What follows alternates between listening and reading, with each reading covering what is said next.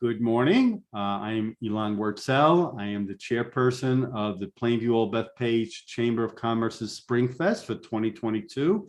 We have with us today Rick Lewis, the CEO of the Mid-Island Y JCC, one of the platinum sponsors for our event this year. Good morning, Rick. How you doing? Good morning, Alon. Doing very, very well. Thank you.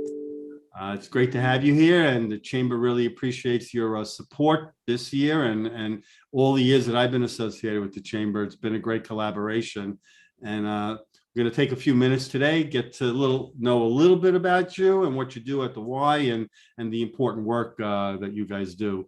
So let's start, Rick. Tell us about what the Y is and why it's so important in the community. So let me just start by saying the Planview-Old Bethpage Chamber of Commerce has been an incredible partner to the growth and support of the Mid-Island Y JCC. But the Mid-Island Y JCC is a community center that is really designed to be the center of the community, and we do everything that we possibly can to service all the needs in our community, regardless of the challenge that's brought to us, or sometimes the very simplistic nature of the need. Currently we're, open 7 days a week for, between 12 and 15 hours a day. And we do everything from taking care of kids that are 6 weeks of age up through seniors, that are sometimes into their hundreds. And what falls in between is everything from, teens, young adults, people that just want to basically come and work out, to people that are struggling with mental health. We also have a very significant food pantry that takes care of people that are struggling with food insecurity. So we're here for everybody. We have a very large staff of social workers, so we're prepared. If somebody walks in off the street and is just looking for a compassionate conversation, again, to somebody that just wants to go and bench press, incredible numbers on the plates. Rick, I've been a member of the Y for many, many years, and I think before your association, I would come in the morning at 6 o'clock and there was a handful of cars, there. You come today at 6 o'clock, there's no parking spots. What's happened in the past 5-10 years? A lot has happened, and I take that as a great compliment. So thank you, Elon. We've become more attentive to the community and what the community needs, and grown program and expanded staff. In the period of time that you're talking about, we were struggling. We were struggling financially. We were struggling with our identity, and in the past 10 years, we've begun to figure that all out. Fortunately, we're financially healthy, but as a not-for-profit, that doesn't necessarily mean, financially secure. And at the same time, people have begun to understand, what it is that we do for the community and appreciate that. The bottom line is, for any community center, the community center is only there and open because of the community. And with the community support, we make it work. At some point in time, when the community votes that the community center isn't important, and again, that's by not walking in the front doors and not by paying membership, then the community has spoken. And we hope to never get to that point, because right now we're truly going in the opposite direction, which is, aside from the challenges of COVID-19, we're certainly going in the right direction and growing. What have you seen, let's say, in the past 5 years as a new need for the community that maybe didn't exist 5-10 years ago? One of our biggest growth areas is isolated seniors. There are many, many seniors in our community that are struggling to stay in their homes, don't have family close by, and are, under financial constraints. And we really find that we need to be there for them. And, that involves going to them and not sitting back and saying, we're here for you, come find us. So we're doing a lot more in-home services than we were in the past. Nursery school and childcare has grown tremendously. Our community is growing and getting younger. So there's more and more need for quality childcare. And again, there are a ton of local corner gyms in our community. But when you join our gym and you come swim in our pool, your money is going to support the community, and not into, a private owner's pocket. Every dollar that comes into this building goes back to help somebody in this community. And yes, sometimes we go a little beyond the community, but again, we're helping people in need. Rick, there's been a lot of talk on Long Island, young families moving away, the population that's here is aging. And you've just hit on something that the young members of the Y are growing in numbers. Can you explain, why people are saying young people are moving out, but the Y is experiencing growth in that demographic? I think those conversations are always focused on the fact that it's very expensive to live on Long Island, and we know it. The taxes are high, and certainly the last couple of months, expenses are only going up. But the fact of the matter is, what we see here is young people coming in as well. I mean, definitely, you have older people, like I mentioned earlier, that are doing everything they can to stay in their home because, to the state and the federal government, it's much cheaper to have a senior stay in their home than it is to put them in some kind of facility. But at the same time, when those homes turn over, they are turning over to younger families. We see a lot of people moving in that don't have children yet, and joining, and again, to take use of our brand new fitness facility and pool. They start then and they can hopefully become a lifelong member of the Mid-Island YJCC. But I don't see it as just seniors moving in. Sure. Eventually, those houses do flip, and they're flipping to younger people. What do you find the most challenging part of your position at the Y? Only one, Rick. Quite honestly, personalities. It's I learned a long time ago. I've been doing this for almost 40 years, that you can't please everybody. And we do the very, very best we can, that when you come in the front door, that we do everything we can for you. But unfortunately, we can't be everything to everybody. So there are times when we either have to recommend another organization that we know does certain things that we don't do. I mean, quite honestly, we're extremely lucky in this community to have an amazing public library. Right. And there are programs that, we no longer do because the library does such a great job doing them. And we're lucky to have many, many organizations in the community that we choose to work well with as opposed to against. Mhm. But truly, it's sometimes I get frustrated because we can't be everything to everybody. We do have limited resources, and we use them the best that we possibly can. I know last year the Chamber supported the Rudman Food Pantry as its charity of the year. Talk about that and how important the Rudman Pantry is to the community. The Rudman Family Food Pantry is probably one of the most important programs that we have in this building, because people just say, okay, it's the middle of Long Island, it's Plainview, it's Jericho, it's Syosset, there can't be hungry people there. But the fact of the matter is that can't be more incorrect. We have many, many, many hungry families in this community, and we call that the fourth week issue.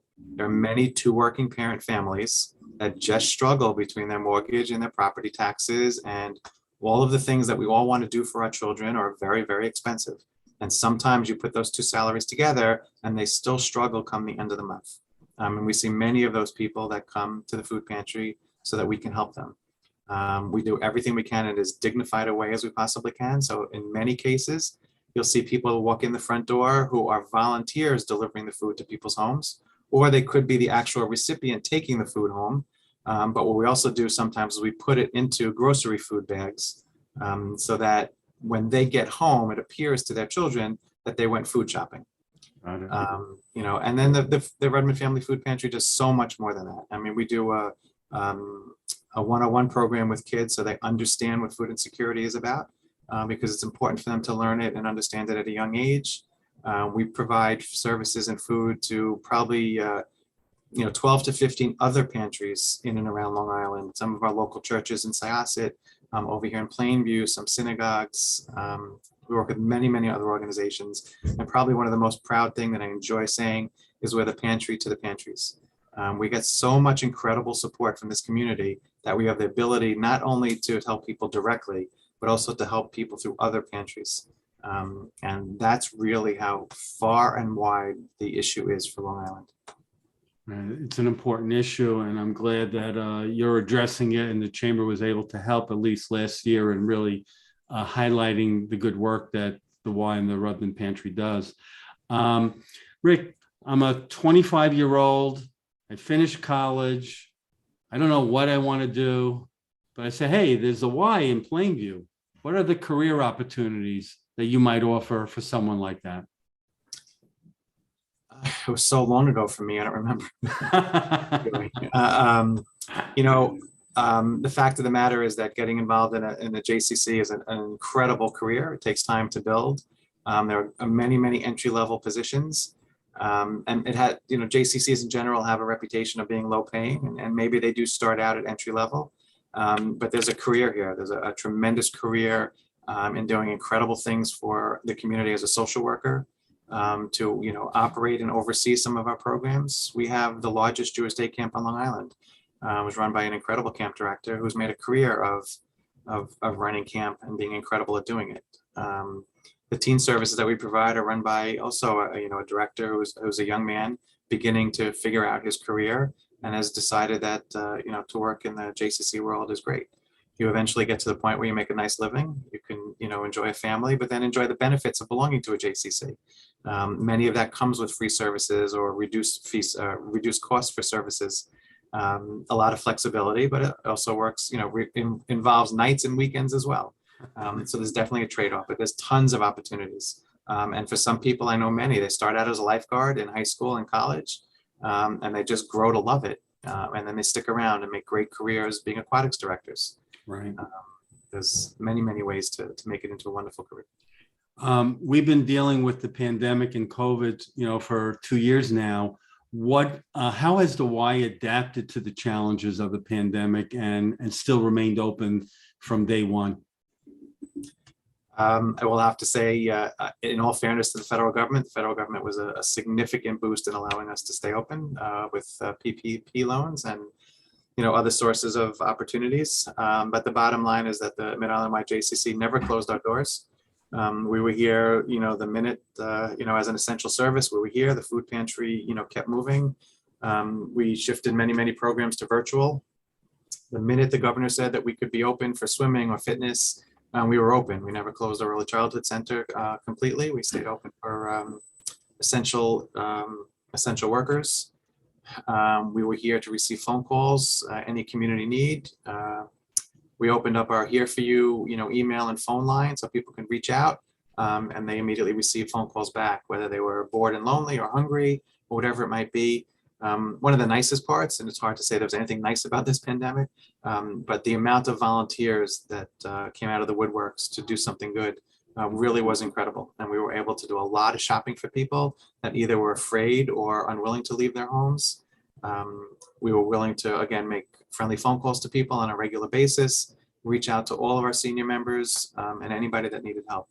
And again, the typical, yes, we took all of our stuff virtual. You didn't have to come into the building. You can do your exercise at home. We sent people during the summer, we sent lifeguards to backyard pools to do swim lessons. We sent, trainers to people's backyards. Again, I call that the traditional stuff. Everybody did that. Right. And I think we did it very, very well. The big challenge we have now is really for when, and I hate to say if, but when we get past this, is really, really bringing membership back, because Right. that's how we were hurt the hardest.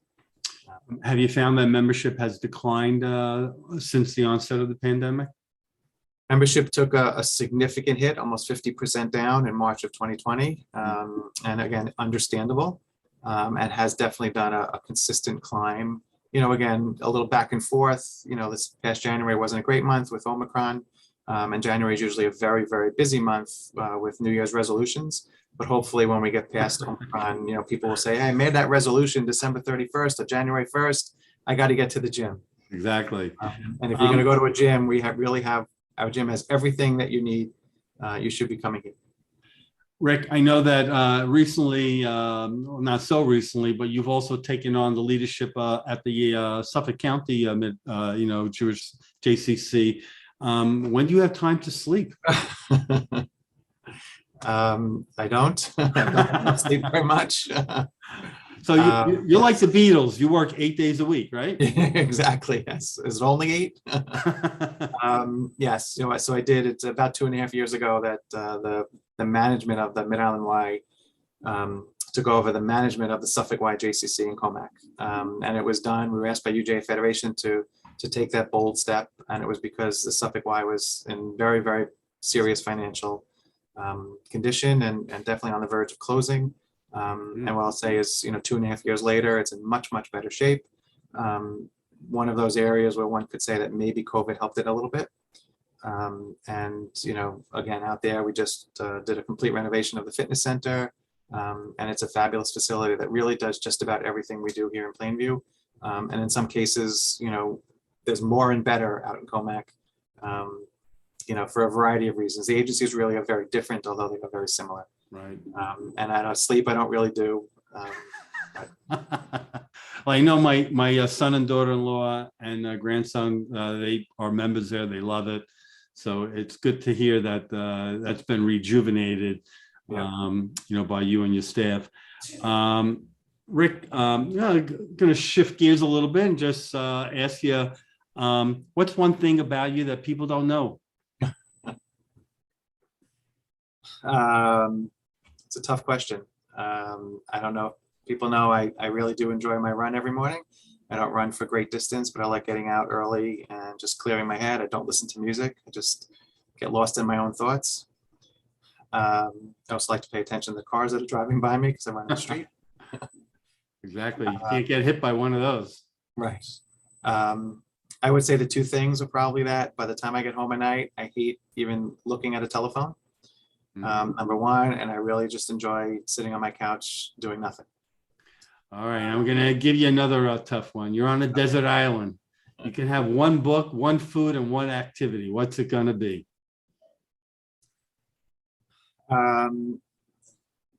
I would summarize all that up to be, I would be blessed if I was on a desert island with my wife and 3 children. And truthfully, that since we enjoy being with each other so much, we would just enjoy having a great time. All right. I think if you're on a desert island, there'd be a JCC there also. You might not find me there. There you go. Well, Rick, it's been a pleasure speaking with you this morning, getting to know you a little bit. And the Chamber really appreciates your support. And I think, the Y and the Chamber has been a great team collaboration, supporting one another, in the past 10, 15 years. Any parting words, anything that you'd like to tell our listeners and viewers? I just want to echo what you just said. I think we represent 2 organizations that have done incredible things for this community. And unfortunately, in many times, we're also the biggest secrets in the community. So we have to work with each other to continue getting the word out. I know there's people that drive by Minnetonka Hill Road, look at that brick building and say, I don't really know what goes on in there. And we do everything we can to make sure that that's not the case. But no, look, we strive on membership, but remember, when you come and you become a member of the Mid-Island Y JCC, every dollar you give go back to support the community. And that's really what we're here for. Well, I think it's fair to say that the Mid-Island Y JCC is, one of the heartbeats of the community and really important. And thank you so much, Rick. Appreciate it. Thank you for your support.